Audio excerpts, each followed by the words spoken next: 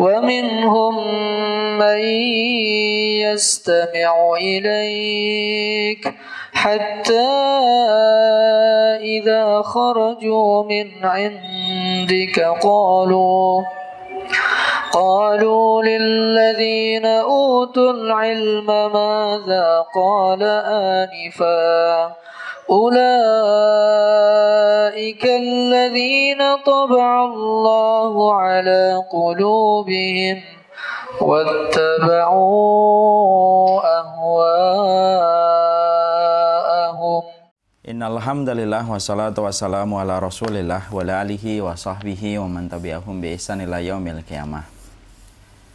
Seluruh para pengurus, seluruh para komponen yang ada di Masjid As-Shaff, salah satu masjid yang hati kita selalu merindu suasananya, kondisinya, atmosfernya, dan orang-orangnya yang begitu baik dan orang-orang yang begitu salih dalam ibadah-ibadah mereka di Masjid As-Shaff. Dan seluruh para penuntut ilmu yang hadir pada kesempatan siang kali ini, walaupun siang itu bukan merupakan waktu dan momentum yang tepat untuk belajar, tetapi kita betul-betul memberikan pengorbanan kita, menahan rasa ngantuk kita dan rasa nyaman kita. Apalagi mungkin yang tidak berpuasa habis makan siang, ini merupakan jam yang sangat sensitif untuk menahan mata kita untuk tetap bertahan. Tapi Masya Allah ya, kita tetap dikumpulkan oleh Allah pada majelis ilmu. Semoga kita diberikan panjang umur di dalam ketaatan.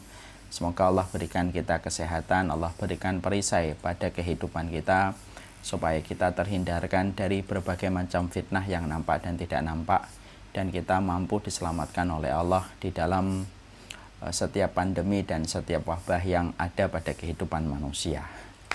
Seiring kita meminta kepada Allah supaya kita selamat dari pandemi ini dan selamat dari segala macam wabah, maka kita terus meminta kepada Allah supaya kita juga diberikan petunjuk kebenaran dalam kehidupan kita. Karena sesungguhnya Allah tidak mewajibkan hanya supaya kita menjadi baik, tetapi Allah mewajibkan supaya kita mengenali kebenaran, yang benar itu benar adanya, mengikuti kebenaran, dan supaya kita diwafatkan dan dimatikan istiqomah di atas kebenaran. Apalah artinya kesehatan, apalah artinya umur yang panjang, kalau hati kita, pikiran kita tidak mendapatkan pelita kebenaran dalam kehidupan kita. Karena salah satu syarat di antara masa depan yang cerah di kampung akhirat kita adalah ketika kita mendapatkan kebenaran, mengikuti kebenaran sampai kita diwafatkan di atas kebenaran. Nah, inilah yang menjadikan kita harus paham, kita semua hari ini hidup pada zaman fitnah. Arti fitnah itu banyak. Salah satu di antara arti fitnah itu samar-samar antara yang benar dengan yang salah, samar-samar antara yang hak dengan yang batil. Dan inilah yang menjadikan kita terus memohon. Seiring kita memohon diberikan kesehatan, diberikan perisai atas seluruh wabah yang terjadi, kita memohon betul. Semoga kita, istri kita, suami kita, anak-anak kita, dan orang-orang yang kita cintai hari ini ataupun orang-orang yang kita cintai, mereka mendapatkan kebenaran supaya mereka diwafatkan di atas kebenaran. Allah tidak memerintahkan kita untuk sampai di ujung kebenaran. Ujung kebenaran itu adalah tegaknya apa yang Allah syariatkan dalam kehidupan manusia. Allah tidak mewajibkan kita untuk sampai pada ujungnya, tapi Allah wajibkan supaya kita istiqomah di atas kebenaran dan wafat di atas kebenaran. Inilah yang menjadikan kita seiring kita meminta kesehatan, meminta supaya disembuhkan dari segala macam penyakit dan wabah, semoga kita mendapatkan kebenaran. Kita diberikan kekuatan untuk mendekap kebenaran itu, menghirup udara kebenaran dalam kehidupan kita, dan semoga kita terus berjalan sampai kita diwafatkan di atas kebenaran. Dan kita meminta pula semoga hari kita yang terbaik, hari ketika kita meninggal, dan kita meminta pula semoga umur yang terbaik kita bukan umur ketika di masa-masa SMA, tapi kita meminta semoga umur kita yang terbaik adalah umur ketika pada saat itu kita diwafatkan dan bertemu dengan kehidupan alam barzah yang mempertemukan kita dengan Allah. Alhamdulillah, tentunya kita selalu bersyukur kepada Allah Subhanahu wa Ta'ala atas apa yang Allah berikan dalam kehidupan kita. Walaupun ujian yang kita dapati bertubi-tubi, kabutnya masih begitu gelap, mendungnya masih begitu tebal menggelayut dalam kehidupan kita, tetapi kita harus yakin betul Ujian ditambah musibah hasilnya tidak akan pernah mengalahkan kenikmatan yang ditambah kebaikan yang Allah berikan dalam kehidupan kita. Inilah yang menjadikan kita harus paham kenapa kita harus saling mengingatkan untuk bersyukur ketika dalam kondisi yang sulit di antara kita, ya. Karena sesungguhnya kita harus paham, para ulama itu menjelaskan, terkadang manusia ketika sedang mendapatkan ujian, maka setan itu datang. Lalu mereka menumpang pada ujian yang didapatkan manusia dan mereka menjadi penumpang gelap, mengobrak-ngabrik pertahanan hati manusia ketika sedang menghadapi ujian, karena pressure yang dihadapi orang ketika mendapatkan ujian itu lumayan berat. Setan datang, setan menciptakan atmosfer, setan menciptakan fata morgana pikiran, bahwasanya seakan-akan takdir yang datang dan menyapa kepadanya itu salah, dan akhirnya menjadi sebuah kerugian dan menjadi sebuah kemurkaan dari Allah. Makanya kita harus betul-betul paham ketika ujian dan musibah itu sering dijadikan tumpangan dan penumpang gelapnya adalah setan mengobrak-ngabrik hati kita. Inilah yang menjadikan kita terus berupaya bagaimana kita menata hati kita supaya kita bersyukur kepada Allah ketika dalam kondisi sempit, sebagaimana kita menata hati kita supaya bersyukur ketika dalam kondisi lapang. Yang kita khawatirkan bukanlah ujiannya, tetapi yang kita khawatirkan adalah tidak ada pertolongan Allah ketika kita menghadapi ujian. Hidup itu pasti beririsan dengan ujian, hidup beririsan dengan kehilangan. People come and go, manusia pergi dan datang dalam kehidupan kita. Sakit, sembuh itu silih berganti dalam kehidupan kita. Karena memang kehidupan itu penuh dengan ujian. Yang kita khawatirkan bukan ujiannya, tapi yang lebih kita khawatirkan adalah ketika ujian itu datang, tidak ada pertolongan Allah yang datang untuk kita dan hati kita. Itulah yang lebih menakutkan dari ujian itu sendiri. Makanya kita berupaya supaya kita tetap bersyukur. Saya terima ya Allah wabah ini. Saya terima apapun akibat yang ada dalam pandemi ini. Karena saya tahu bahwasanya takdirmu tidak pernah salah. Dengan kita bersyukur, maka sesungguhnya syukur itu merupakan kunci raksasa untuk membuka pintu langit, supaya menurunkan pertolongan Allah sebagaimana Allah menurunkan air hujan. Dan inilah yang kita harapkan. Kalau kita sudah diberikan pertolongan oleh Allah, maka tidak ada lagi yang kita khawatirkan dari ujian. Karena setiap orang dapat ujian, tapi yang membedakan antara orang yang beriman dan tidak beriman, orang yang beriman selalu didampingi dengan pertolongan ketika pertolongan itu lebih besar daripada ujian yang Allah berikan. Dan itu kuncinya satu. Semoga kita menjadi hamba yang bersyukur apapun kondisinya, dan kita tidak pernah kehabisan alasan untuk bersyukur kepada Allah, karena apapun yang kita peroleh dalam kehidupan, sensitivitas kita terhadap kebaikan yang Allah berikan yang menjadikan kita bersyukur. Saya teringat ya apa yang pernah disampaikan oleh Syekhul Islam Ibnu Taimiyah. Beliau berkata, kadang-kadang kenikmatan yang diberikan secara terus-menerus menjadikan sensitivitas kita itu tidak lagi melihat itu adalah kebaikan dan kenikmatan. Contoh, ketika kita mendapati matahari dan matahari memberikan manfaat untuk kita, dan setiap harinya muncul tanpa kita berdoa, tanpa kita berharap, sudah muncul secara otomatis. Maka akhirnya hilang sensitivitas kita bahwasanya sinar matahari itu adalah kenikmatan dari Allah yang begitu besar. Baru kita sadari kenikmatan matahari ketika berhari-hari mendung dan tidak ada sinar mentari. Barulah kita sadar betapa butuhnya kita dengan sinar mentari. Dari contoh itu, Syekhul Islam Ibnu Taimiyah itu berkata, kadang-kadang kenikmatan bertubi-tubi yang datang dalam kehidupan kita menjadikan sensitivitas kita terhadap kenikmatan itu hilang. Dan inilah yang kita khawatirkan. Penyakit hilangnya sensitivitas terhadap kenikmatan hilang itu bisa menimpa kepada siapapun. Suami ketika memberikan kebaikan terus kepada istrinya, istrinya akhirnya tidak lagi merasa bahwasanya kebaikan suami itu kenikmatan. Suami ketika mendapati kenikmatan dari istrinya, maka dia karena terlalu sering akhirnya tidak lagi mendapati itu kenikmatan. Banyak pula antara orang lain dengan teman karena saking banyaknya kebaikan sampai dia tidak merasa bahwasanya itu adalah kebaikan. Dan inilah yang menjadikan kita harus menghidupkan kembali sensitivitas kita terhadap semua kenikmatan yang Allah berikan kepada kita, karena kebaikan dan kenikmatan jumlahnya selalu lebih besar dibandingkan jumlah antara musibah ditambah ujian dalam kehidupan manusia. Semoga kita menjadi hamba yang bersyukur, saling menasihati di dalam ujian kehidupan kita. tidak menghujat, tidak mencari kesalahan, tidak menyungkapkan tidak kemudian menyingkap aib di antara kita. Karena semua dari kita semuanya pasti lemah di hadapan Allah. Itulah kenapa kita di dalam kita menuju kepada Allah, kita saling menguatkan. Kalau ada aib yang kita dapati, kita tutup. Kalau ada keburukan dari teman-teman kita dan saudara kita, kita tutup. Karena fungsi dari kehidupan kita salah satunya menguatkan untuk beriman, untuk bersyukur, dan bukan untuk saling melemahkan untuk menuju kepada Allah Subhanahu wa Ta'ala. Kepada Allah kita bersyukur dan kepadanya kita menggantungkan segala urusan kehidupan kita. Dan semoga setiap ilmu yang kita dapatkan menjadikan hati kita membumi dan tidak menjadikan hati kita melangit, merendahkan orang, menghujat orang, lalu seakan-akan kita hakim yang berhak memutuskan vonis siapa yang benar dan siapa yang tidak benar. Moga-moga kita terhindar dari sifat itu. Alhamdulillah, pada kesempatan hari ini akhirnya berjumpa dengan jamaah Masjid As-Saff, salah satu di antara masjid yang saya referensikan untuk teman-teman dan kaum muslimin kalau di sekitar Bintaro, ya. Ini salah satu masjid yang saya tahu betul para pengurusnya, ya. Saya tahu betul bagaimana kondisinya, atmosfernya, dan bagaimana welcome-nya mereka terhadap ilmu dan terhadap setiap lembaran-lembaran kebaikan dan kebenaran yang terus di-share untuk umat.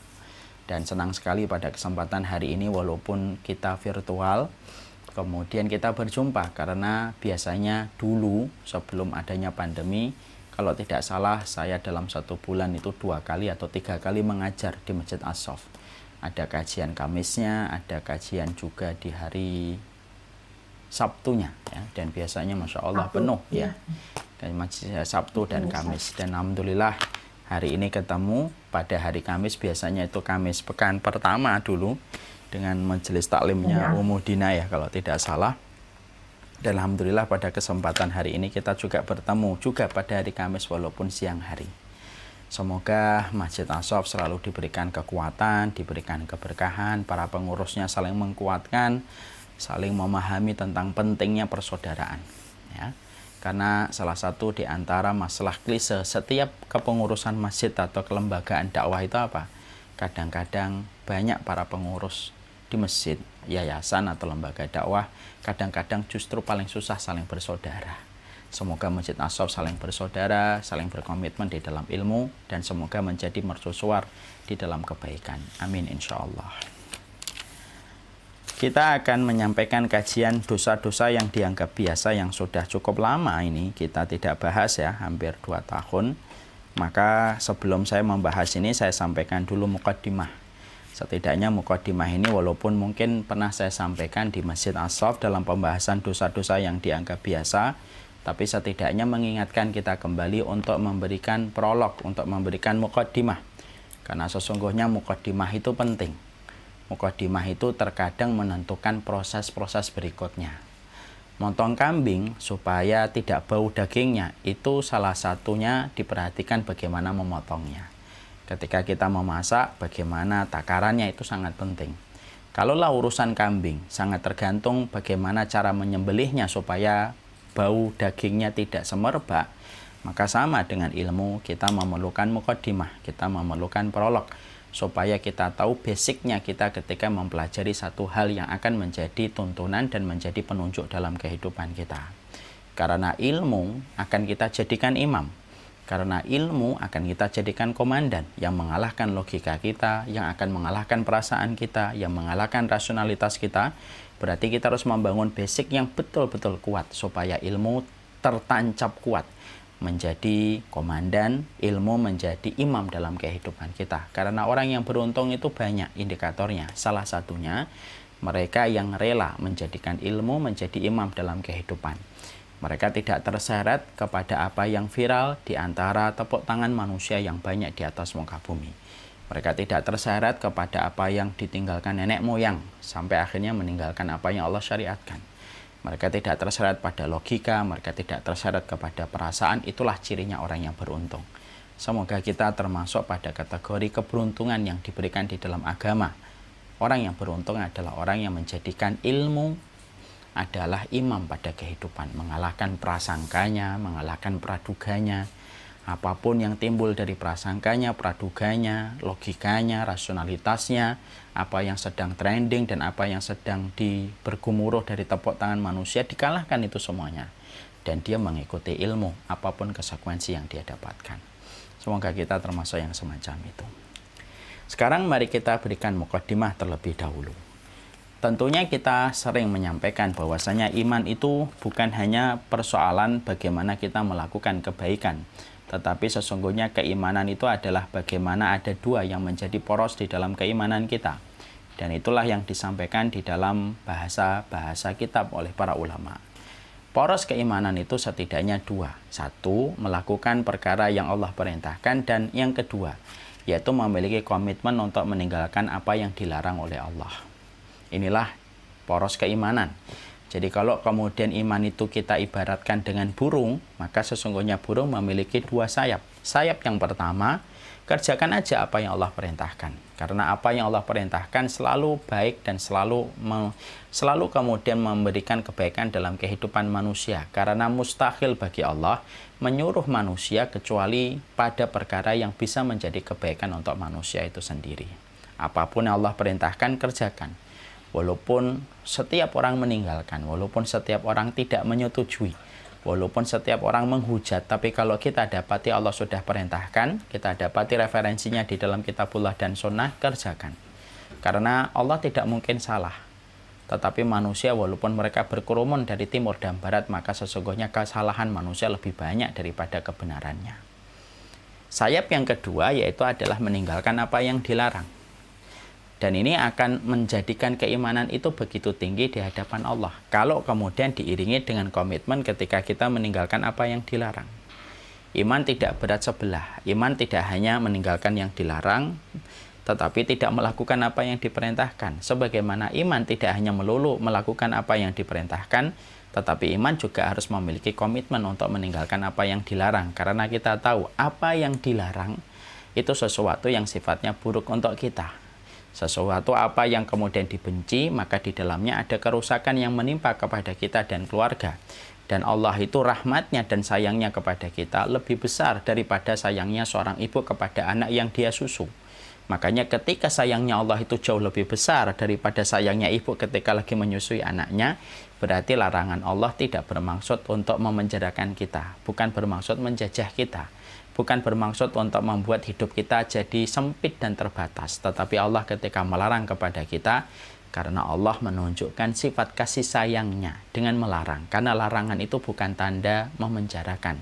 Tapi larangan yang datang dari Allah itu bersifat rahmat supaya kita terhindar dari kerusakan. Nah, inilah yang kemudian menjadikan kita memahami dalam proses iman.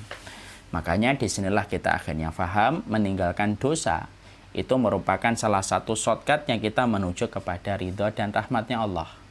Makanya banyak kisah-kisah nyata based on true story bagaimana kita mendapati orang-orang yang mereka meninggalkan dosa, meninggalkan maksiat, mereka langsung dibayar kontan oleh Allah dengan berbagai macam kebaikan-kebaikan yang ada dalam kehidupan mereka.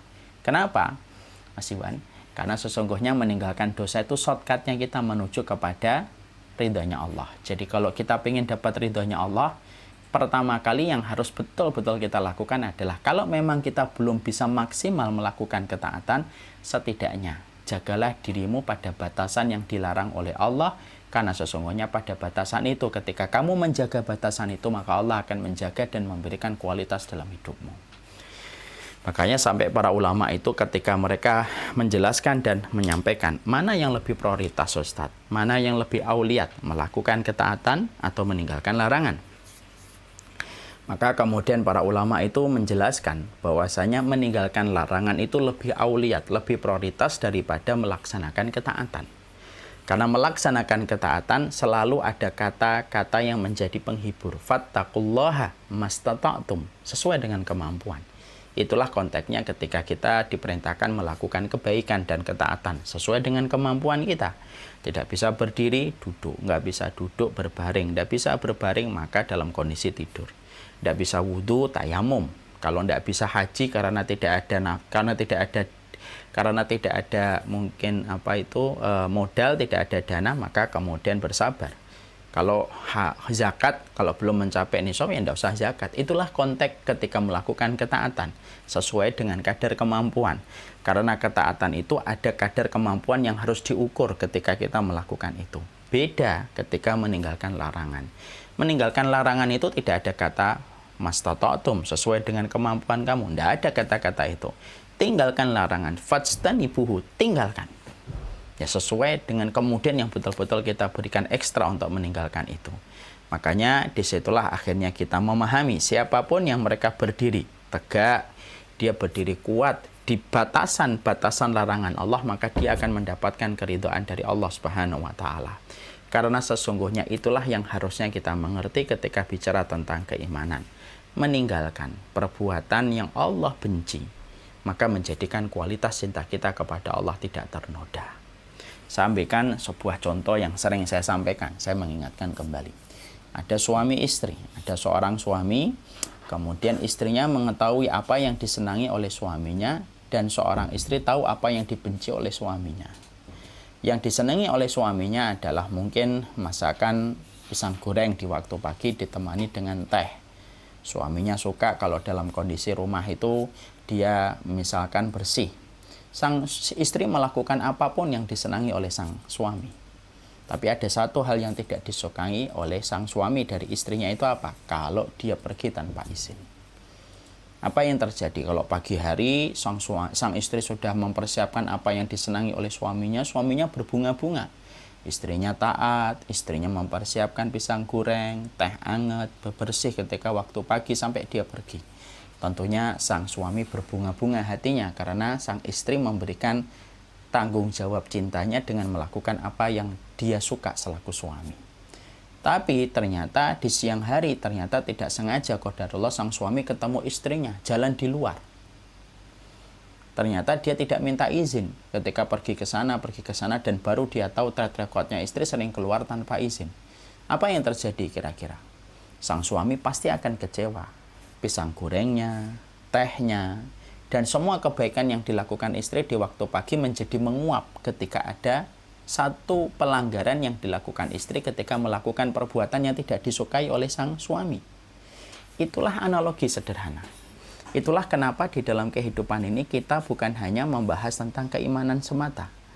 Di dalam perkara apa yang Allah perintahkan, tetapi harus punya komitmen untuk meninggalkan dosa. Makanya orang yang meninggalkan dosa, lalu mereka selalu berkomitmen untuk meninggalkan maksiat, bayaran dari Allah itu cash dan kontan lebih cepat daripada melakukan kebaikan. Karena itulah yang kemudian kita dapati dari kisah-kisah para ulama. Dan itulah yang menjadikan para ulama akhirnya kita pahami. Track record mereka itu adalah bagaimana komitmen mereka itu ketika meninggalkan dosa. Nah tentunya kita harus paham. Setelah kita tahu bahwasanya prioritas kita dalam kehidupan itu meninggalkan dosa, tentunya kita harus paham. Yang kita khawatirkan dari dosa itu apa sih Ustadz? Ada 3. Yang kita khawatirkan dari dosa itu ada 3. Yang pertama yaitu adalah catatan keburukan yang akan dipertanggungjawabkan di hadapan Allah kelak. Karena setiap dosa dan setiap kemaksiatan yang dilakukan manusia, maka itu akan menjadikan bahan penyidikan Allah kepadanya semakin lama. Dan hisab semakin lama ketika semakin banyak dosanya dan ketika semakin banyak kemaksiatan yang dilakukan dan dikerjakan. Ibu punya paspor, tapi ibu kemudian ternyata terlibat dalam beberapa hal gitu ya. Masuk ke satu negara, pasti pemeriksaannya lama. Karena ada beberapa notice dari beberapa tempat-tempat traveling. Ini notice ini belum bayar hotel ini, belum bayar hotel ini. Akhirnya kalau kita pengen masuk ke satu negara, akhirnya diselidiki dulu oleh bagian imigrasinya lama. Orang kalau tidak ada masalah ketika akan masuk ke satu negara, di imigrasinya lancar. Dibuka, dicek, langsung diketok, masuk dia. Tapi biasanya kalau dari paspor kemudian dibuka, lalu filenya terpampang semuanya, ada banyak red notice yang didapatkan dari paspor itu, pastinya akan lama. Mungkin akan dibawa dulu ke imigrasi, mungkin akan ditanya macam-macam. Dan itulah permisalan bahwasanya kenapa dalam kehidupan kita, bahwasanya dosa itu salah satu yang kita khawatirkan adalah, khawatirnya dari dosa itu adalah disebabkan bahwasanya dosa itu akan menjadikan penyidikan Allah dalam kehidupan kamu akhirat kita menjadi berat.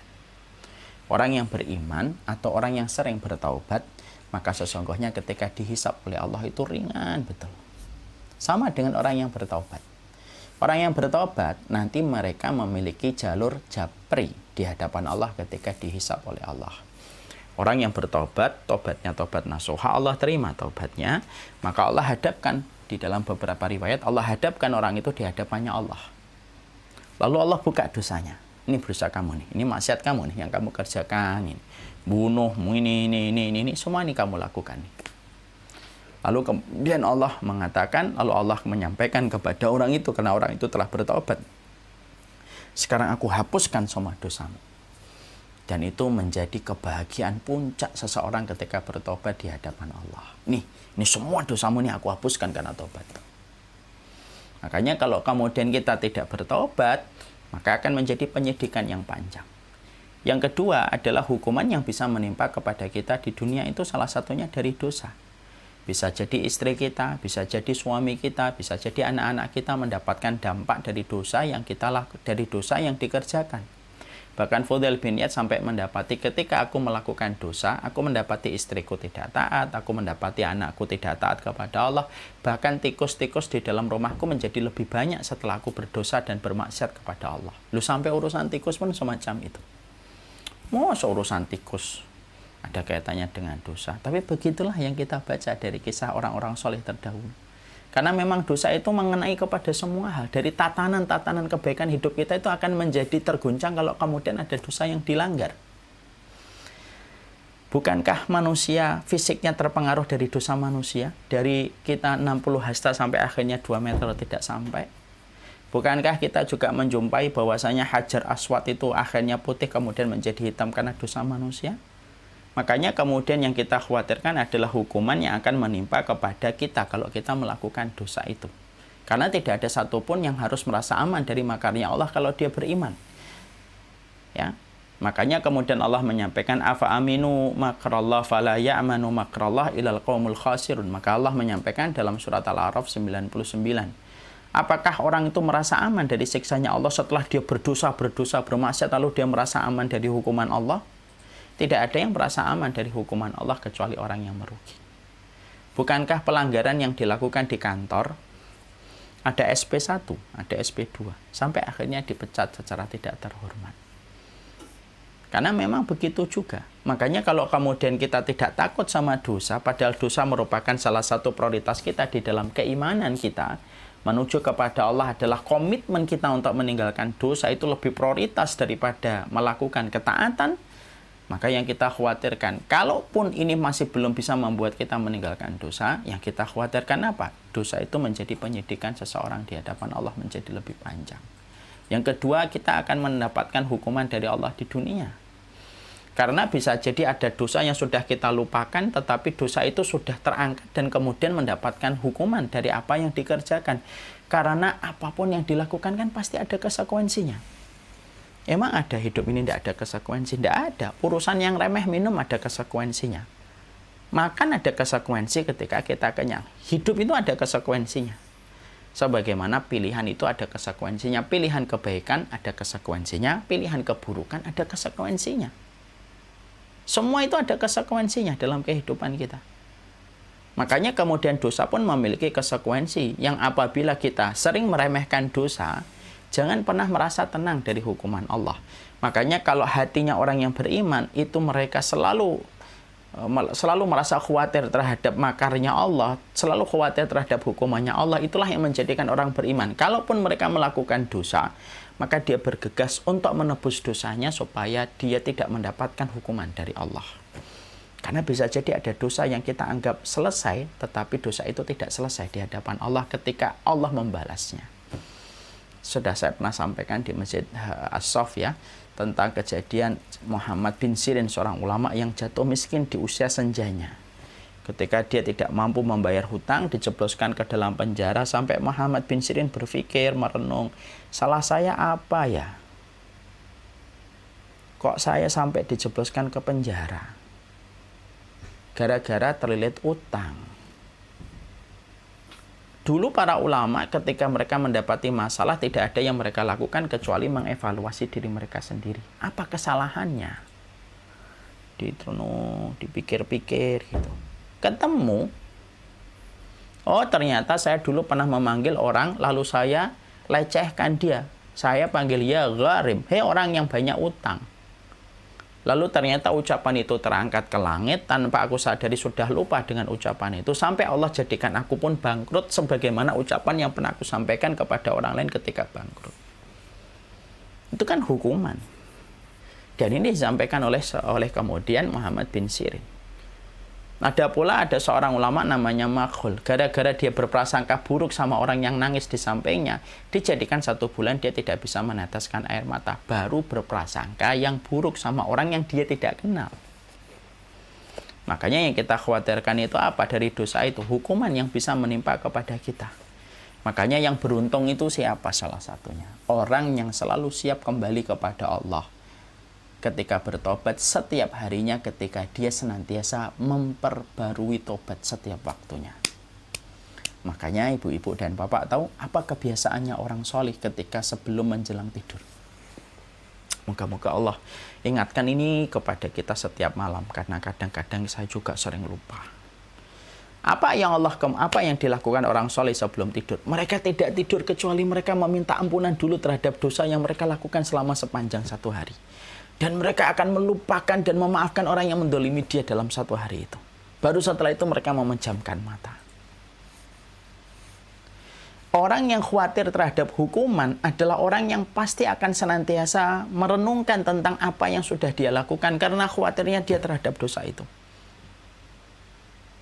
Maka dia akan terus memperbarui tobatnya. Makanya itulah yang kemudian kita harus mengerti. Apa yang kita khawatirkan dari dosa kalau kita tidak meninggalkan? Yaitu adalah ketika kita akhirnya kemudian mendapatkan hukuman. Yang ketiga, apa yang kita khawatirkan dari dosa? Yaitu adalah ditampakkan dosa itu di hadapan seluruh manusia di padang mahsyar, dan akan menjadi sebab kehinaan manusia di hadapan manusia yang lainnya. Saking malunya yang dia beban ketika dia dilihat manusia terhadap semua kehinaan dan dosa yang dia kerjakan. Makanya kemudian disampaikan di dalam satu riwayat, al-aru wa takhziyatu tablugu min ibni Adam fil qiyamati fil maqam baina yadayillah azza wa jalla ma yatamannal abdu ya ayyu'maru bihi ilan nar. Di dalam salah satu hadis dikatakan oleh Rasulullah SAW, ada orang pada waktu nanti dikumpulkan di padang mahsyar, ada orang yang memiliki aib dan kehinaan. Saking banyaknya dia berdosa, di mana aib dan kehinaan yang dia miliki itu luar biasa, mencapai tingkatan yang membuat dia betul-betul dalam kondisi itu malu. Saking malunya dia berharap semoga dia itu sampai berharap semoga saya cepat dimasukkan ke neraka daripada menanggung rasa malu itu. Ya. Al-aru wa takhziyat. Jadi ada orang yang merasakan aib dan kehinaan. Saking begitu banyaknya aib dan dosa yang dia kerjakan, maka dia saking malunya, walaupun ketika di dunia mungkin tidak malu, tapi nanti di akhirat akan merasakan malu betul. Karena saking banyaknya dosa yang dia lakukan dan dia kerjakan, sampai dia itu merasa, mbok saya itu lebih baik langsung dicemplungkan ke neraka gitu loh, daripada harus mendapatkan semua rasa malu dan aib yang saya pikul dan saya tanggung ini. Dan hadis ini bisa menegur siapapun, negur saya, negur ibu, negur orang lain. Karena hadis ini berlaku untuk semua manusia yang mereka masih melakukan dosa. Nah inilah yang menjadikan kita akhirnya faham. Inilah yang menjadikan kita ngerti. Inilah komitmen kita meninggalkan dosa. Makanya kita juga sering menyampaikan meninggalkan dosa itu ada 3. Mempelajarinya, membencinya, dan kemudian meninggalkannya. Artinya ya kita tidak akan mungkin meninggalkan dosa kalau kita tidak mempelajari. Dosa itu bukan sesuatu yang ditentukan dalam definisi menurut manusia. Dosa itu menurut Allah. Kullu ma nahallahu wa rasuluhu fahuwa ismun. Makanya kriteria dan definisi dosa itu apa? Apa yang dilarang oleh Allah dan Rasulnya, maka itulah dosa. Walaupun 1000 manusia mengatakan itu tidak dosa. Walaupun 1 juta manusia dari timur ke barat mengatakan itu tidak apa-apa.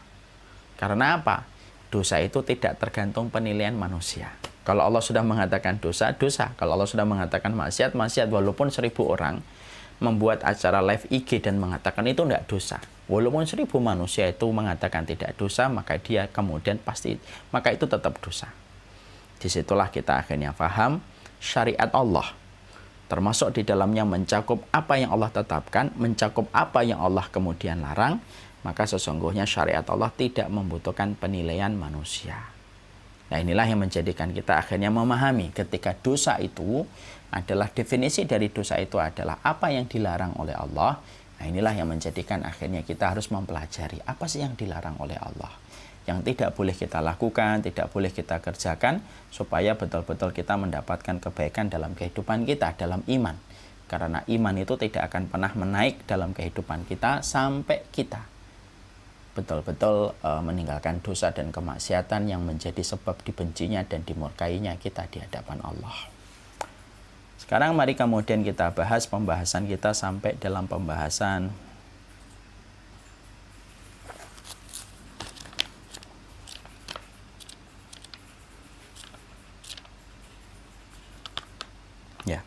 nomor 20.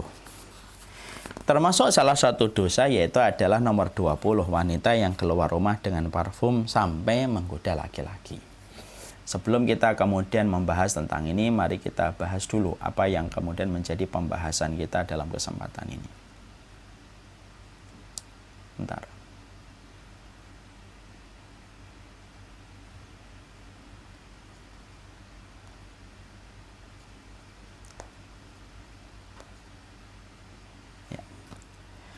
Sekarang mari kita membahas tentang syariat Allah. Tentunya kita paham di dalam pembahasan syariat ini. Sebelum kita membahas nomor 20, kita harus paham.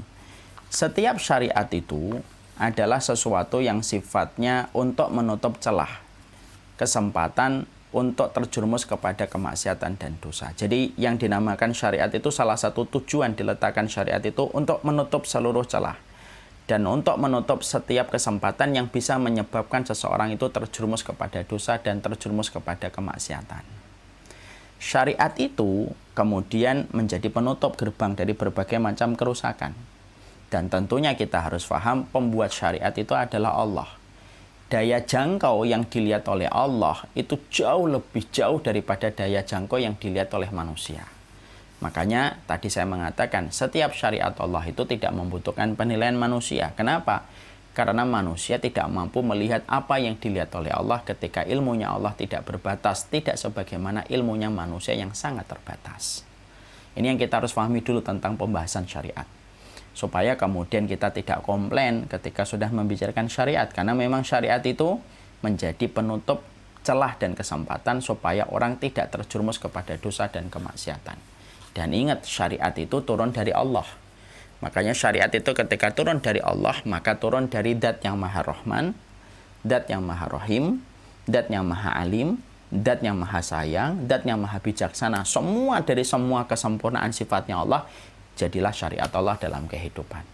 Jadi syariat Allah itu adalah syariat yang paling mengerti bagaimana meletakkan keadilan, bagaimana meletakkan kasih sayang, bagaimana meniadakan kezaliman, bagaimana mengingkari segala macam ketidakdzaliman, segala macam kesewenangan di dalam kehidupan kita. Itulah syariat. Dan syariat itu memberikan kebaikan ketika bersifat penjagaan dalam kehidupan kita. Itu yang kita harus paham. Setelah kita memahami bahwasanya syariat itu sebesar itu dalam kehidupan kita, juga kita harus paham kenapa syariat itu banyak sekali berbicara tentang masalah wanita. Kenapa syariat itu banyak bicara tentang masalah wanita? Kita harus paham. Kenapa Allah itu meletakkan banyak syariat tentang wanita? Makanya sampai kita diperintahkan kalau kita punya keluarga, kita disuruh ngajarin istri kita itu tafsir surat An-Nur. Ini kalau ada bapak-bapak yang ikut dalam kajian kita hari ini, nah, pertanyaan evaluasinya adalah sudah ngajar nggak tafsir surat An-Nur untuk istri kita? Kenapa sampai wanita itu syariatnya banyak?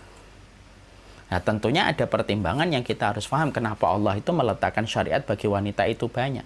Sebenarnya syariat untuk wanita itu banyak sama dengan syariat untuk laki-laki. Cuma kita pengen tahu kenapa Allah meletakkan banyak syariat untuk wanita. Ada kewajiban menutup aurat, bagaimana dia ketika menjadi anak, bagaimana ketika dia menjadi istri, bagaimana ketika dia menjadi menjadi ibu dari anak-anaknya. Kenapa banyak syariat yang mengatur tentang wanita? Sampai urusan darahnya, darah bulanannya diatur. Untuk dibedakan mana darah haid, mana darah istighadah, mana darah nifas. Itu semuanya dibahas. Kenapa Allah memberikan detail syariat dalam kehidupan wanita? Karena kita juga harus paham. Karena sesungguhnya peradaban itu sangat tergantung bagaimana dengan kesolehan seorang wanita. Karena kalau wanitanya sudah solihah, peradaban itu akan tumbuh. Dan siapapun yang mereka didampingi wanita solihah, siapapun itu akan beruntung di sekitarnya. Orang tuanya akan beruntung, karena orang tua yang memiliki anak-anak putri yang solihah, maka menjadi sater dan penghalang antara dia dengan neraka. Suaminya akan beruntung. Kenapa suaminya menjadi beruntung? Karena Rasulullah menyampaikan, tidak ada perniagaan dan tidak ada persimpanan atau tidak ada simpanan yang paling mulia, kecuali adalah memiliki seorang istri yang solihah membantu urusan akhirat. Anaknya juga menjadi beruntung. Kenapa? Karena dia mendapati madrasah yang terbaik dari ibunya. Disitulah kita paham, kalau wanita sudah solihah, maka seluruh orang di sekitarnya itu akan menjadi beruntung. Sebagaimana ketika wanita tidak solihah dengan syariat, ketika melenceng dari syariat, maka semua itu akan menjadi berantakan. Orang tuanya mendapatkan kecipratan dari dosa, suaminya akan mendapatkan istri yang akan membuatnya dia beruban sebelum masanya, dan anaknya tidak akan mendapatkan madrasah yang terbaik dalam kehidupan mereka ketika mereka tidak menjumpai ibu yang solihah yang mengajari mereka tentang keimanan. Nah, inilah yang menjadikan kita akhirnya paham kenapa syariat itu detail mengatur masalah wanita. Karena syariat tahu bahwasanya wanita ketika mereka sudah lurus dan benar, maka ada banyak kebaikan yang lahir dari seorang wanita itu. Makanya terkadang wanita itu kadang-kadang kekuatannya lebih besar daripada kekuatan seorang laki-laki. Makanya kita lihat ya, saya tadi menyampaikan juga di majelis sebelumnya, kita sampai menjumpai ibunya para ulama itu sebagiannya itu adalah para ulama itu justru mereka itu yatim dan mereka hanya dididik sama ibu mereka. Imam Ahmad yatim, dididik sama kemudian ibunya. Imam Syafi'i yatim, dididik sama kemudian ibunya. Imam Bukhari juga yatim, dididik sama ibunya. Bahkan ketika wanita itu betul-betul sudah luar biasa mendapatkan rahmat, sampai para laki-laki pun tidak bisa menandingi seorang wanita kalau wanita itu sudah betul-betul mengerti apa posisinya dan bagaimana kewajibannya. Ini yang kemudian kita harus pahami tentang masalah wanita. Maka setelah kita memahami bahwasanya wanita ini memiliki sebuah perangkat syariat yang begitu lengkap, maka semua syariat yang diberikan kepada wanita adalah mencegah supaya tidak terjadinya keburukan-keburukan. Ya, makanya diaturkan bagaimana cara kita berjalan, tidak boleh di belakang seorang perempuan, bagaimana perempuan tidak boleh mendayu-dayu suaranya di hadapan laki-laki. Semuanya itu merupakan bagian dari syariat, bukan untuk mengekang.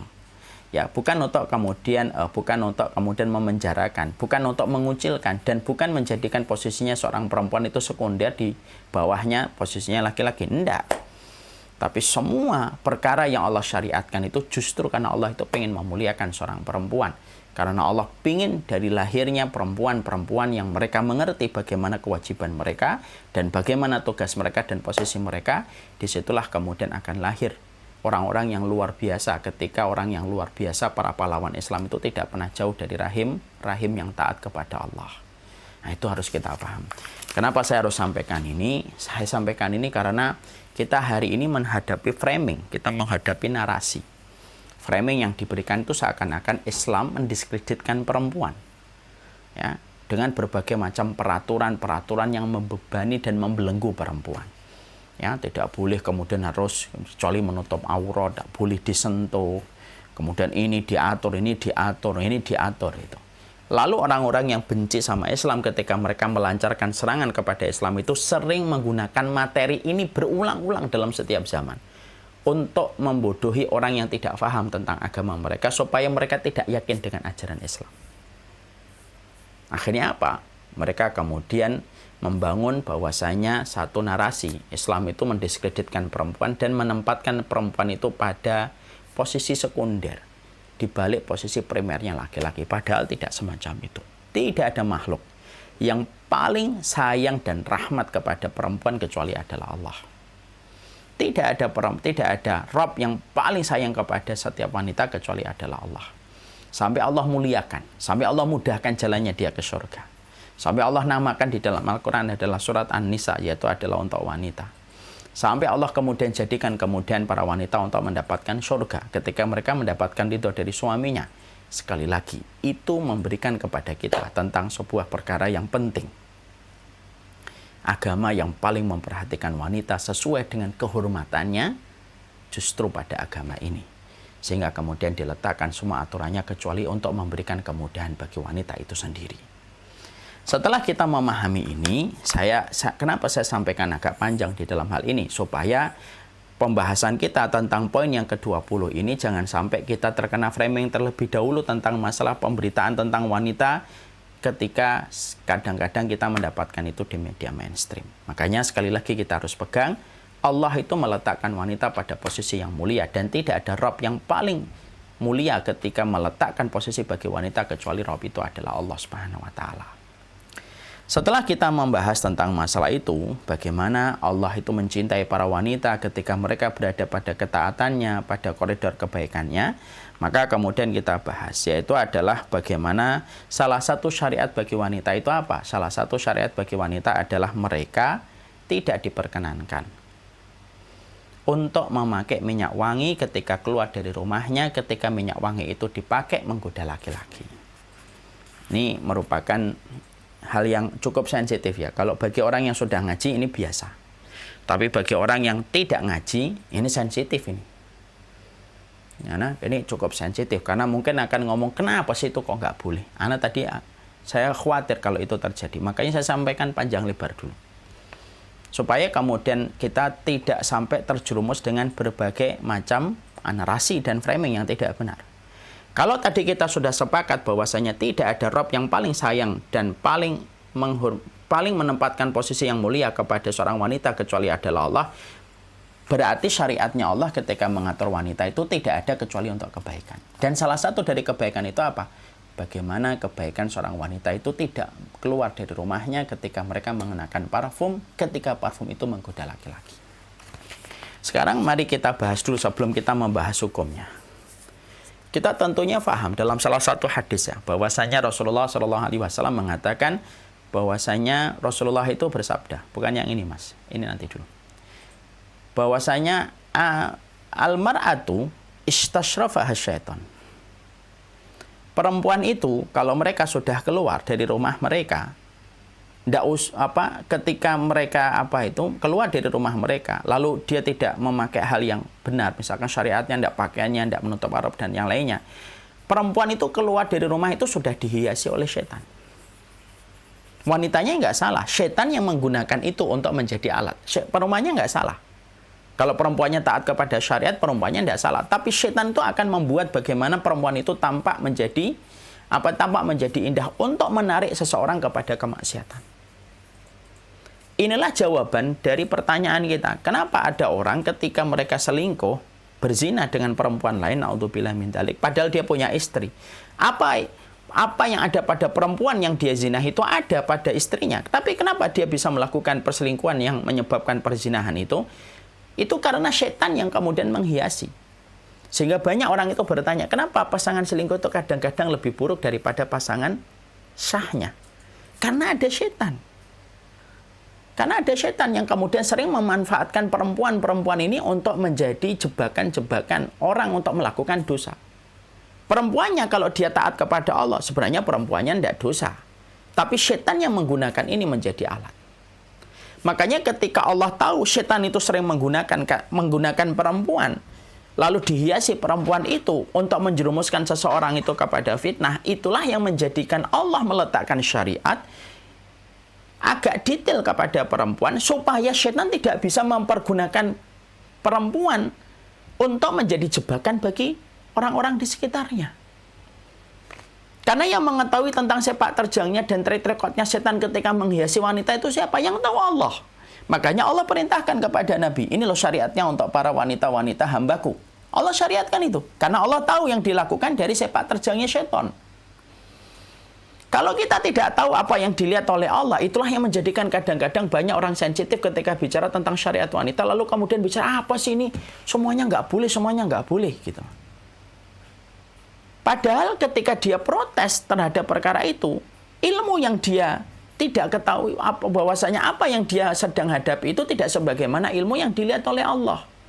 Makanya Allah kemudian meletakkan kepada wanita syariat ini menutup segala celah. Kenapa? Karena Allah tidak ingin wanita itu diperdaya oleh setan untuk menjadi jebakan bagi orang-orang dan menjadi fitnah bagi orang-orang di sekitarnya. Itu saking sayangnya Allah. Kita ini kalau kemudian melihat ada sesuatu yang membahayakan, kan kita meletakkan aturannya banyak. Coba ada ibu-ibu dan bapak yang hadir pada kesempatan siang kali ini. Bapak tiba-tiba mendengar atau ibu mendengar banyak kasus penculikan yang datang ke rumah atau yang datang ke sekolahan. Lalu mengatasnamakan temannya ibu dan yang lainnya. Lalu ketika kita mendengar kasus penculikan itu, apa yang kita lakukan sama anak kita? Kita pasti akan memberikan berbagai macam protokol yang cukup ketat supaya anak kita tidak menjadi korban penculikan. Salah satunya apa? Kita akan ngomong sama anak kita, nak, kamu jangan pernah ngomong sama orang asing. Siapapun yang menjemput kamu, kalau bukan ibu, walaupun dia ngiming-ngimingi permen, jangan pernah. Anaknya mungkin akan ngomong, kan permen mah, masa permen nggak boleh gitu. Nggak, jangan terima. Kalau kemudian dia ternyata bawa mobil lebih bagus daripada mobilnya mama, jangan diterima. Kenapa syarat itu banyak? Prosedur yang kemudian diberikan oleh seorang ibu itu begitu banyak pada saat itu. Karena sesungguhnya ibu itu, mamanya tahu ada banyak kasus penculikan dan mereka menggunakan modus operandinya apa? Pakai mobil lebih bagus, nebar permen, kemudian dia pakai kata-kata yang lembut, ngajak ke playground, yang membuat anak itu terpicut untuk ngikutin ajakan. Dan akhirnya terjadilah kasus penculikan. Orang yang tahu, anak kita nggak tahu tentang modus operandi. Anak kita mungkin baru kelas 1 SD. Karena anak kita tidak tahu tidak tahu tentang modus operandinya, maka kemudian anak kita juga bingung aja gitu loh. Tiba-tiba kita datang memberikan aturan begini. Karena dia tidak tahu modus operandi. Mungkin dia akan ngomel, mungkin akan protes. Kok nggak boleh sih kalau ada orang baik, saya dikasih permen, masa nggak boleh? Kenapa dia protes? Karena dia tidak tahu modus operandi yang kita tahu selaku orang tuanya ketika umur kita jauh lebih tinggi daripada umur dia. Itu sama, Bu, Bapak. Jadi kenapa kok ada syariat nggak boleh memakai minyak wangi? Contoh salah satunya. Kenapa seorang perempuan tidak boleh memakai minyak wangi apabila keluar dari rumah? Karena Allah itu tahu modus operandinya setan. Dan modus operandinya setan itu selalu mempergunakan wanita. Yang wanita itu kalau dia tidak ngikutin syariat, maka akan dijadikan bulan-bulanan oleh setan untuk menjalankan modus operandi dia. Untuk menjatuhkan dia kepada kerusakan dan menjatuhkan laki-laki kepada kerusakan. Allah tahu modus operandi itu. Allah tahu track recordnya setan. Allah tahu sepak terjangnya iblis. Gitu. Karena Allah tahu ilmunya Allah meliputi semua hal. Allah tahu sepak terjangnya iblis. Allah tahu track recordnya setan. Maka itulah yang menjadikan akhirnya Allah itu membuat syariat. Salah satunya tidak diperkenankan seorang perempuan untuk keluar ketika memakai minyak wangi. Supaya setan tidak bisa menjalankan modus operandinya. Ketika seorang wanita itu mengikuti syariat, salah satunya tidak memakai wangian untuk tidak menimbulkan hasrat pada laki-laki yang di dalam hatinya itu ada penyakit. Itu yang kita harus paham. Ya. Karena perempuan itu, apapun yang dia lakukan, bahkan ketika dia berhijab syar'i pun, masih bisa menjadi fitnah bagi orang. Laki-laki yang di dalam hatinya itu ada penyakit. Bahkan kita lihat ya ibu-ibu ya, kisah nyata, kita pernah diingatkan dan dikagetkan sebuah kasus, saya diceritakan sama istri saya. Ternyata, saking banyaknya mental illness hari ini, penyakit kejiwaan itu, sampai kita dapatin ada orang itu sudah parah penyakitnya. Dia mengkoleksi foto-foto perempuan yang bercadar. Bahkan wanita bercadar yang kelihatan mata doang saja. Itu dikoleksi. Dan dijadikan fantasi-fantasi perbuatan seronok dan senonohnya. Padahal kalau kita mikir, udah perempuan, sudah pakai cadar yang tinggal mata doang. Apakah kemudian fitnah itu tidak berarti? Enggak. Bagi orang yang sudah punya penyakit dalam hati itu pun masih bisa menjadi pelampiasan dari satu keburukan dan kerusakan pada dirinya. Dan Allah itu tahu Ini modus operandinya sering dipakai setan. Lah setan memperdaya kepada laki-laki yang mereka memiliki penyakit pada hatinya. Makanya ditutup segala celah supaya perempuan itu terjaga. Supaya dia tidak menjadi pelampiasan, supaya dia tidak menjadi fantasi, supaya dia tidak merusak kehidupan orang, supaya kemudian wanitanya juga terjaga. Dan itu Allah berikan kepada kita karena rahmatnya Allah kepada perempuan, di mana Allah itu paling tahu modus operandi yang dilakukan oleh setan, dan modus operandi itu tidak akan berkutik ketika kita mengikuti prosedurnya Allah. Sama kalau anak kita ngikutin prosedur kita. Penculik mau apa? Ayo nak, ada permen. Kata mama nggak boleh ngambil permen dari orang asing. Ya sudah, ngobrol sama saya. Kata mama nggak boleh ngobrol sama orang asing. Penculiknya ngomong, tuh saya punya mobil bagus tuh. Kata mama, walaupun mobilnya lebih bagus daripada mama, saya tidak boleh tertarik. Apa yang bisa dilakukan penculik? Ngambil paksa juga dia nggak berani, pasti anak itu akan teriak-teriak minta tolong, dan dia akan didatangi security dan dipukuli mungkin dan ditangkap polisi. Kenapa tidak berkutik sama anak ini? Karena anak ini ngikutin prosedur. Anak ini ngikutin prosedur. Ketika anak ini ngikutin prosedur, penculik dengan seluruh modus operandinya gagal total.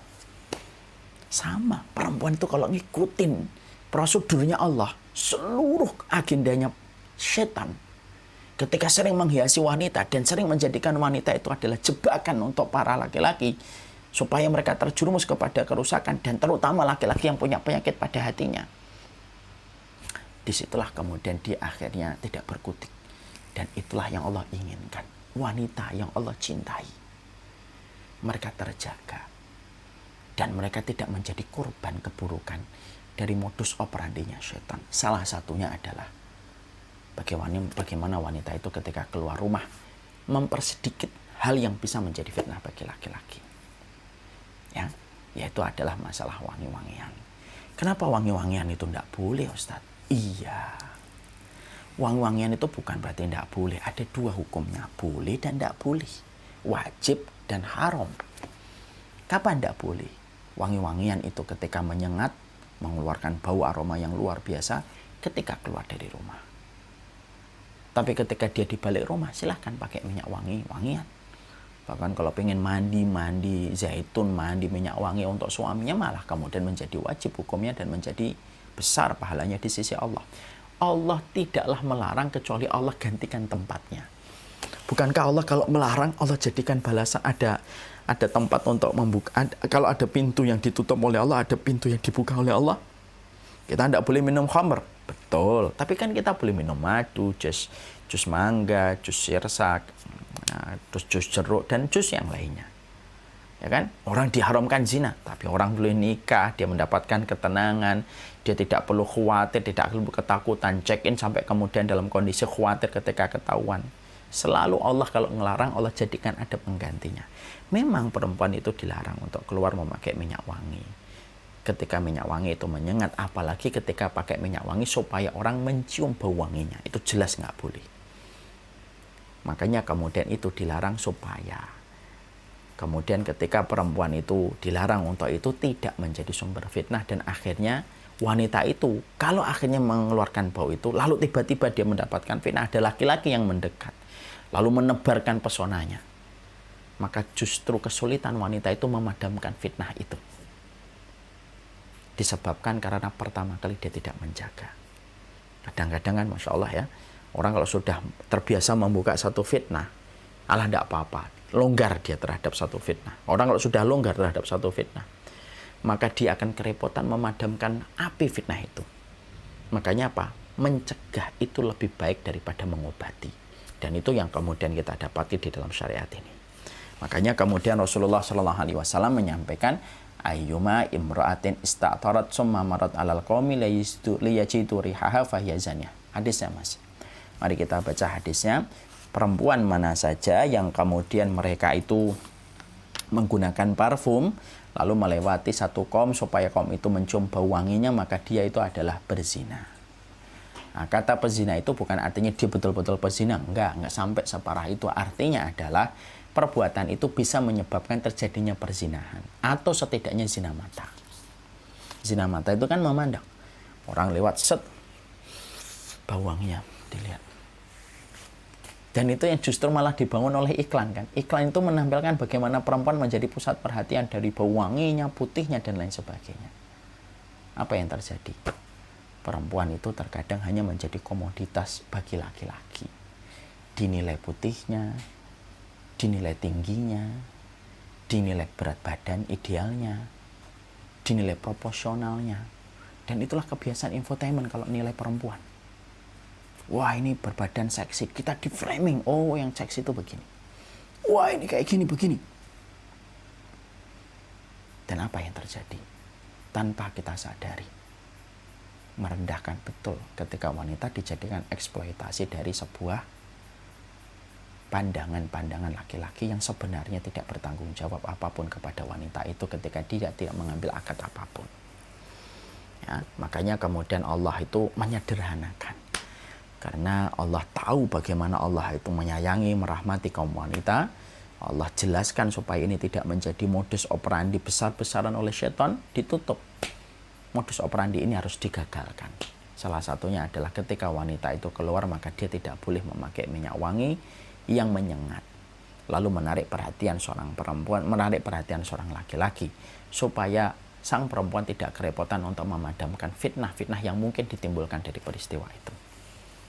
Ya, maaf ya, berapa banyak dari pandangan mata lalu berbicara, lalu ngobrol, walaupun tidak sampai zina, tapi akibat yang dirasakan mereka berdua mungkin sepanjang hidup ketika harus berusaha melupakan memori itu. Ya kan gitu kan, berapa banyak laki-laki dan perempuan hanya kenalan, hanya ngobrol sebentar, lalu kemudian mereka ketawa sebentar, lalu berpisah, tidak pernah ketemu lagi, tapi sepanjang hidup mereka tidak akan pernah mampu melupakan memori itu. Dan itu disebabkan karena pandangan dari sebuah fitnah yang dilonggarkan ketika kita membiasakan. Na'udzubillah min dzalik. Makanya Masya Allah, inilah yang menjadikan kita akhirnya paham kenapa perempuan itu tidak bisa semacam itu. Karena Allah ingin supaya wanita itu ketika tidak menjadi sumber fitnah, hidupnya lebih ringan. Dia membahas sesuatu yang penting dan tidak sibuk dalam perkara-perkara yang sia-sia. Ya. Kalau di rumah boleh nggak Ustadz memakai minyak wangi? Boleh, silakan memakai minyak wangi. Di hadapan suami apalagi hukumnya wajib. Ya, maka ini menjadi sebuah kemuliaan bagi seorang wanita. Dan ingat loh, jihadnya wanita itu ya pada tubuhnya, pada wajahnya, di hadapan suaminya. Makanya Rasulullah SAW ditanya, bagaimana sih kriteria wanita sholihah? Nabi itu menjawab dengan pandangan yang sederhana. Kalau suaminya memandangnya itu menyenangkan, sudah itulah kriteria wanita sholihah, bukan dari sholat sunnahnya, bukan dari puasa sunnahnya, tapi dari kriteria menyenangkan hatinya, dipandang oleh suaminya. Nah, inilah yang menjadikan kita mengerti, inilah yang menjadikan kita memahami tentang masalah ini. Ya. Apakah wanita mutlak tidak boleh memakai minyak wangi Ustaz ketika keluar dari rumah? Nah, para ulama mengatakan boleh memakai minyak wangi dengan syarat. Coba sampaikan Mas Iwan, coba dilihat hadisnya. Lil mar'ati an tatayyab fi ghairi baitiha bima dhahara launuhu wa khafiya rihuhu karwalitul wal yasmin. Maka dikatakan dalam salah satu syarah, boleh bagi wanita menggunakan parfum ya di luar rumahnya, tapi dengan parfum yang nampak warnanya, artinya nampak warnanya tetapi samar wanginya. Jadi kalau hanya untuk mengusir baunya dia sendiri, misalkan maaf bau ketiaknya, hanya untuk dirinya sendiri, tidak semerbak wangi itu, maka diperbolehkan. Dan itu yang kita harus pahami. Sekali lagi saya mengatakan, Allah tahu seluruh modus operandi yang dilakukan oleh syaitan. Allah tahu track recordnya syaitan yang sering menjadikan wanita menjadi tumpangan bagi dia untuk merusak kehidupan manusia. Karena Allah tahu, Allah tutup semua celah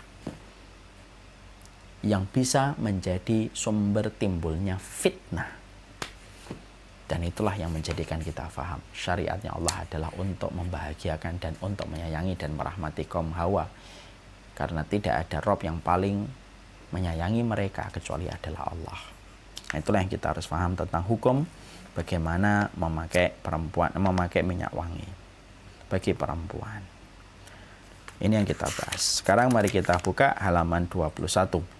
Wanita yang bepergian tanpa mahram. Bagaimana perempuan yang bepergian tanpa mahram? Bagaimana dosanya? Apakah itu dosa mutlak? Bagaimana kalau kemudian harus belajar? Bla bla bla bla bla kita bahas. Safar itu apa sih Ustadz? Safar itu jaraknya berapa? Kapan seseorang itu disebut safar? Kalau saya pergi ke Bintaro, Bekasi itu safar atau enggak? Apakah saya harus ditemani suami atau tidak? Semua pertanyaan itu akan kita jawab dalam pertemuan kita berikutnya. Wassalamualaikum warahmatullahi. Mohon maaf atas kesalahan dan tutur kata yang kurang berkenan. Semoga kita mudah memahami kebenaran dan dimudahkan pula mengikuti kebenaran. Ini yang dapat saya sampaikan. Saya serahkan kembali kepada Ummu Widya dan Ummu Dina. والذين اهتدوا زادهم هدى وآتاهم تقواهم